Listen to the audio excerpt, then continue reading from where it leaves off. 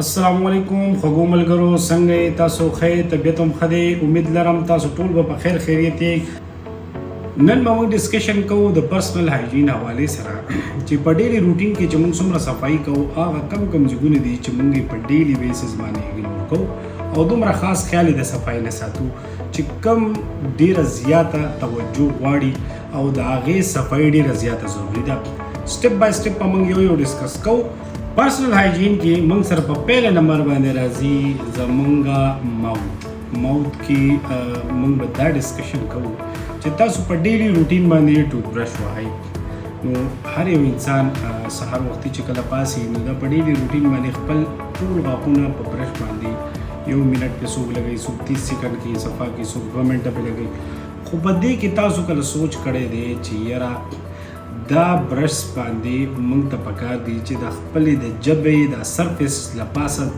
ځای چې دی دا به هم صفا کوئ، د دې دپاره چې ستاسو په دې ژبه کې ټیسټ برډز وي، یو قسم چې هغه ستا د خولې خوند تا ته ښیي چې یاره دا خوږ دی، تریخ دی، صحیح شو، تروش دی. نو تاسو ته پکار دی چې د دې برش بیک سایډ ته داسې ربړ لګېدلی وي، دا د دې ژبې صفا کېدو دپاره وي. نو هغه برش باندې تاسو خپل ژبه ښه په آرام کم از کم یو 10 سیکنډ یو 20 سیکنډ دپاره صفا کوئ، ځکه چې په دې باندې ستاسو په ټول ډیلی روټین کې ډېر خوراک لګېدلی وي او هغه ټیسټ برډز یې مکمل پټ کړي وي. کله چې تاسو باقاعده د دې صفایي کوئ، ستاسو د خولې خوند به برابر وي. تاسو باندې به که نارملی یو څیز تقریبا 80% لګېدو، تاسو باندې به 100% ښه صفا لګېږي، تاسو په ټیسټ د هغې فیل کولی شئ. نو چې کله هم سهار تاسو خپل غاښونه صفا کوئ، ورسره د خپلې ژبې صفایي هم کوئ چې ستاسو ټیسټ برډز مکمل صفا وي او تاسو د هر قسم خوراک ښه ښکلی خوند اخیستی شي. په دویم نمبر باندې به موږ راشو زموږ غوږونه. زموږ چې غوږونو موږ صفایي خو ډېر خلک یې په میاشتو په کلونو نه کوي، حالانکې موږ ته پکار دي چې هر هفته یا 3 ورځې پس موږ د خپل غوږونو ښه باقاعدګي سره صفایي کوو. خو چې کوم ایر نوټس دي په هغې باندې موږ به د دې صفایي نه کوو. کیو ټپس چې کوم موږ سره راځي ځکه هغه زموږ د غوږونو پرده هم شلولی شي، خطرناک وي. تاسو به چې دا کپړه چې کومه ده دا به لږ شانتې لمده کوي او هغه کپړه به راوالي، په هغې باندې به ښه په آرام باندې دنده طرف ته په آرام باندې په هر سایډ نه به دا مکمل صفا کوي او ورسره دا ځای د بیک سایډ چې کوم دی د غوږ دا ورسره مکمل صفا کوي چې دلته کوم جراثیم دي چې دا مکمل لر شي او ستاسو غوږونو مکمل صفا وي او تاسو ښه صحیح اواز اورئ او ستاسو په هیرینګ باندې د هغې هېڅ قسم افیکټ پرې نه وځي. په دریم نمبر باندې به راشو موږ خپل نوکونو سره. نوکونه به تاسو به خپل لاسونه تقریبا په ورځ کې 2 پیرې مینځئ، 15 پیرې به مینځئ، 10 پیرې به مینځئ. خو تاسو به چېرته هم خیال نه کړی زموږ چې په دې نوکونو کې دننه خیرې شته که نشته. ډېر خلک به وایي چې یاره زه خو نوکونه واړه کړم نو بس ټیک ته هغې کې به خیره وغیره ختم شي، خو نه، داسې بالکل نه ده چې دې کې دا نري ذرات وي چې هغه په عام سترګو باندې ښکاري نه، بیا هم دې ته جراثیم ورننوځي او چې کله تاسو خپل خوراک خورئ نو د خوراک په ذریعه هغه ستاسو ګټ لاین ته ورننوځي چې تاسو ته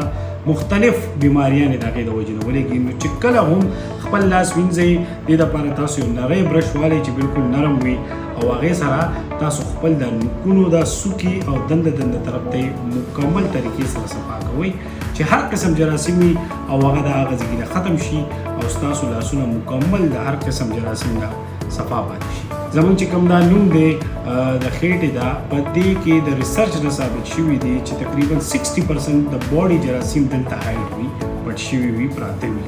نو موږ ته پکار دا دي چې په هفته کې یا 3 ورځې یا 4 ورځې پس موږ یو لمده کپړه رالو او د دې ښه په آرام باندې یا چې کوم کیو ټپس تاسو د خپل غوږونو دپاره استعمالوئ هغه راوالئ، د دې ډېر په طریقه او په آرام باندې ښکلې صفایي وکړئ چې هر قسم جراثیم وي او هغه د هغې نه ختم شي او دا مکمل صفا پاتې شي. بیا به د هغې نه پس یو وچه کپړه راوالئ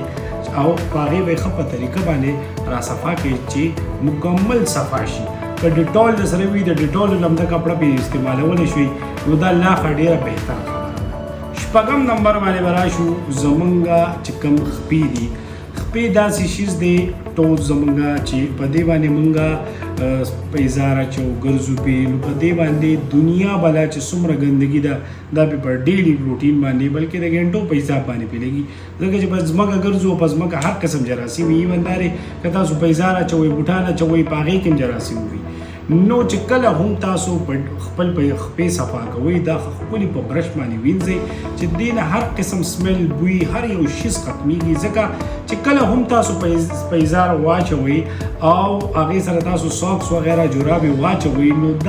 نو ډېر وخت چې تاسو خپل خپې په برش باندې وینځلې صفا کړي نه وي نو بیا ستاسو جرابې سمیل سټارټ کړي او هغه ډېر یو قسم ګنده سمیل کوي نو د دې لپاره تاسو د خپلو د خپو ډېر زیات خیال ساتئ چې باقاعده په برش وینځئ د دې د نوکونو خیال ساتئ چې په دې کې د نه چېرته دغه د نه پاتې نه شي خیرې وغیره د نه پاتې نه شي ځکه چې د هغه چې په دې نوکونو کې هم د خپو لږ لږ خیرې پاتې شي د هغې نه هم ډېر بیډ سمیل